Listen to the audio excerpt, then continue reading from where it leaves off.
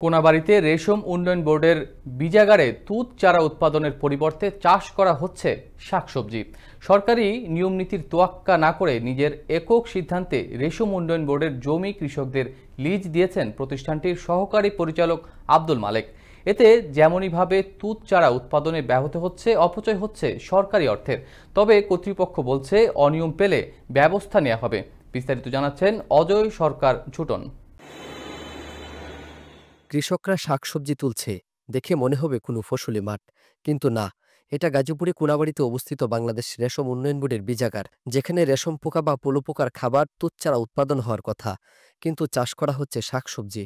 ৪৮ বিঘার বিশাল আয়তনে রেশম বীজাগারে মাত্র ৩ বিঘা জমিতে এবছর তুচ্ছাড়া উৎপাদন করা হয়েছে। ৮ বিঘা জমিতে পুরাতন তুঁত গাছ রয়েছে ও একটি পুকুর রয়েছে যা কিনা লিজ দেওয়া হয়েছে।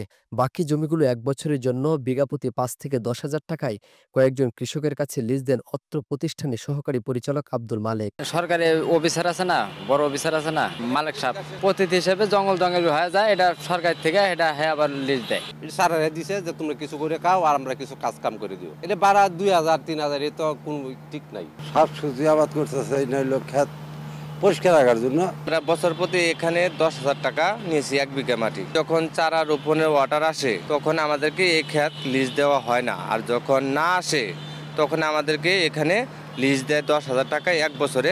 প্রতিষ্ঠানের সহকারী পরিচালক বলছেন, জনবল কম থাকায় যারা কাজ করছে তাদেরকে শাকসবজি চাষ করার অনুমতি দেওয়া হয়েছে। বিনিময়ে তারা সবজি বিক্রি করে টাকা দেয়। বিঘা জমিতে তুঁত চাষ হচ্ছে, বাকি জমিগুলো পতিত আছে। তাই এখানে কিছু শ্রমিক কাজ করে, এই যারা কাজ করে তারা এখানে সবজি চাষ করে, সেই সবজি চাষের ভিত্তিতে তারা সবজি বিক্রি করে আমাদের এই টাকা দেয়। এই জোনাল কার্যালয়ের ব্যাংক আছে, সেই ব্যাংকের মাধ্যমে আমরা সরকারি কোষাগারে এই টাকা জমা দিই। এদিকে রেশম উন্নয়ন বোর্ডের জমি ব্যবহারে অসঙ্গতি থাকলে বিভাগীয় ব্যবস্থা নেওয়া হবে বলে জানান এই কর্মকর্তা।